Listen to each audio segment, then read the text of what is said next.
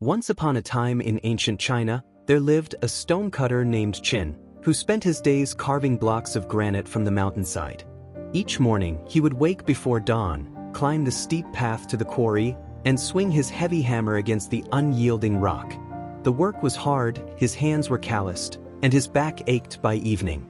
Chen looked at his simple life and felt a deep dissatisfaction growing in his heart. He believed that if only he had more power, more status, more recognition, then he would finally be happy. He would finally be enough. One day, as Chen delivered stones to the palace of a wealthy merchant, he saw the man reclining on silk cushions, servants attending to his every need. The merchant's clothes were fine, his food abundant, and his life seemed free from struggle. Chen's heart filled with envy. "If only I were a wealthy merchant," he whispered to himself, "then I would have real power. Then I would be truly happy." To his amazement, the mountain spirits heard his wish and granted it. In an instant, Chen became a wealthy merchant. He lived in luxury, commanded servants, and enjoyed the finest things in life. For a time, he felt satisfied. But one scorching summer day, as he sat in his garden, the sun beat down mercilessly upon him. Even with servants fanning him and cool drinks at his side, he could not escape the sun's overwhelming heat. He looked up at the blazing orb and thought, "The sun is more powerful than I am. If only I were the sun, then I would have ultimate power." Again, the spirits granted his wish. Chen became the sun, radiating heat and light across the entire world. He felt magnificent, unstoppable, the source of all warmth and life. But then, dark clouds rolled across the sky, blocking his rays and casting shadows over the land. Despite all his brilliance, he could not penetrate the clouds. Frustrated, Chen thought, "The clouds are more powerful than the sun. If only I were a cloud, then nothing could stop me." The spirits transformed him once more. As a cloud, Chen drifted across the heavens, blocking the mighty sun itself, bringing rain wherever he pleased. He felt invincible. But soon he encountered something unexpected. A fierce wind arose and scattered him, blowing his form in directions he did not wish to go. No matter how he tried to resist, the wind pushed him helplessly across the sky.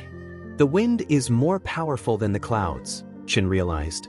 "If only I were the wind, then I would be truly unstoppable." Once again transformed, Chen became the wind. He roared across mountains and valleys, bending trees, stirring oceans, and moving everything in his path. Nothing could stand against him. Nothing, that is, except one thing. As he blew with all his might against the mountain where he once worked as a stonecutter, the mountain did not move. It stood firm, unmoved by even his greatest force. The mountain, solid and enduring, absorbed his power without yielding. Humbled, Chen thought, "The mountain is the most powerful of all.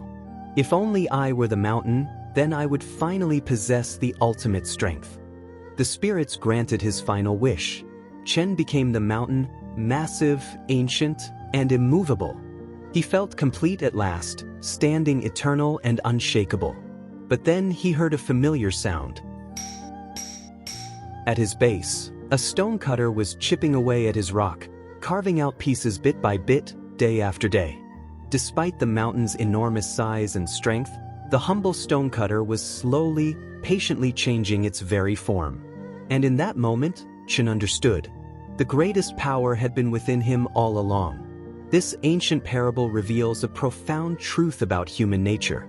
Chen spent his entire journey searching for power outside himself, believing that if he could only become something greater, something more impressive, then he would finally find peace. But each transformation brought only temporary satisfaction before revealing yet another source of power that seemed superior. He discovered, as many do, that the endless pursuit of external power is a trap that leads nowhere.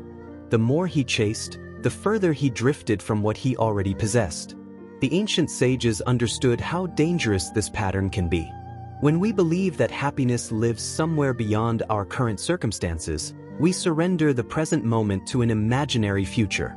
When we think that power must be taken from outside rather than cultivated within, we become weak at our very core. We trade our agency for envy, our purpose for comparison, and our peace for perpetual dissatisfaction. Centuries ago, the Taoist philosopher Lao Tzu grasped this wisdom. He taught that true strength is not found in dominating others or accumulating external power, but in understanding and accepting one's own nature. Knowing others is intelligence, he wrote. Knowing yourself is true wisdom. Mastering others is strength. Mastering yourself is true power. The stonecutter possessed something far greater than status or force. He possessed purpose, patience, and the ability to create change through consistent effort. Consider what Chen failed to see in his original life. As a stonecutter, he had meaningful work that served his community. He had skills developed through years of practice. He had the dignity of honest labor and the satisfaction of creating something tangible each day. Yet he could not appreciate these gifts because his eyes were always turned outward, comparing his life to those who seemed to have more.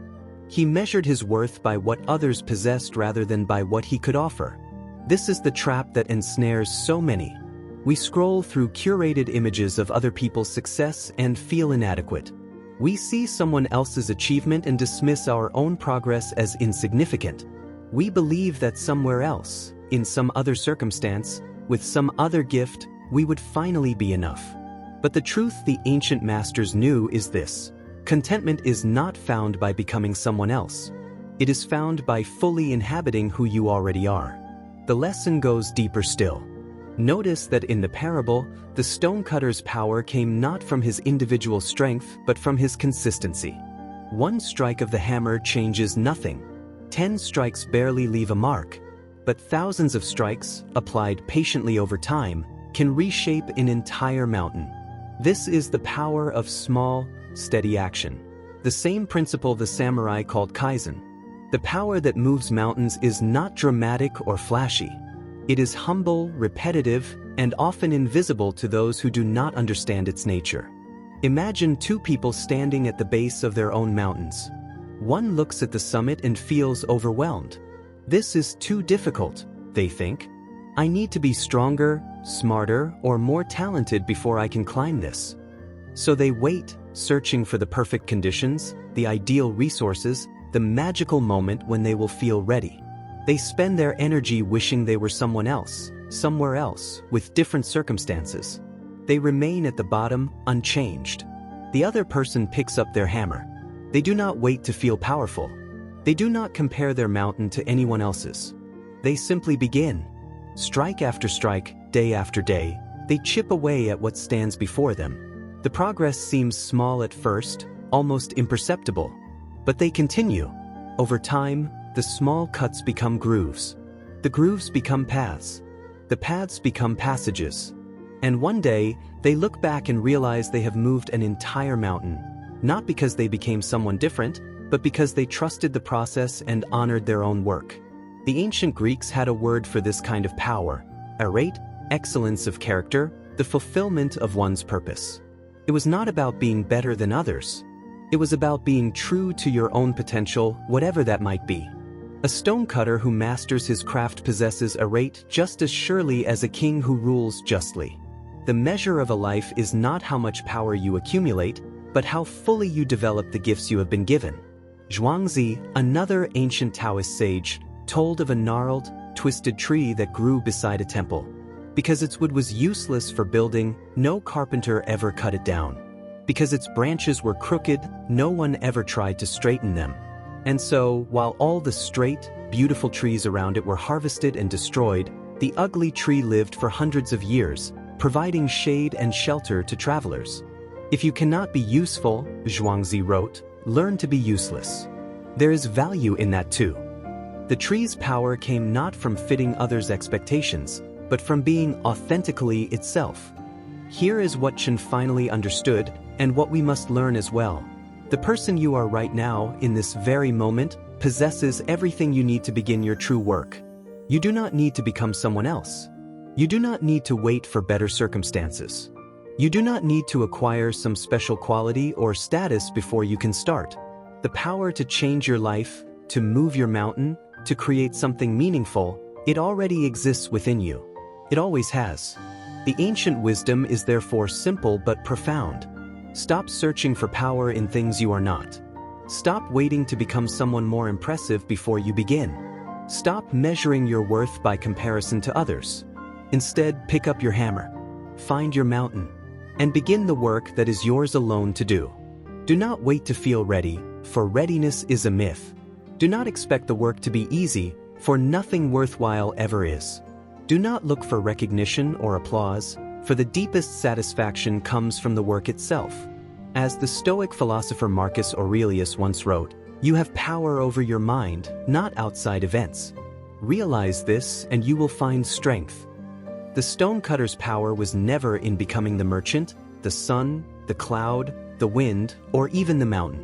His power was in the choosing to show up each day, choosing to honor his craft, choosing to trust that small actions accumulate into great results, choosing to be enough exactly as he was. True power is not loud. It does not announce itself. It does not require validation from others. True power is the quiet confidence of knowing your purpose and pursuing it with patience. It is the strength to be ordinary in a world that constantly demands you be extraordinary. It is the courage to take one small step, then another, even when no one is watching and even when the results seem invisible. It is the wisdom to stop chasing what others have and start cultivating what you possess. You are the stonecutter. You have always been the stonecutter. The question is not whether you have enough power. The question is whether you will honor the power you already carry. Will you pick up your hammer, or will you spend your life wishing you were someone else? The mountain is waiting. Your work is waiting. And the greatest version of yourself is not something you must become. It is something you must finally allow yourself to be.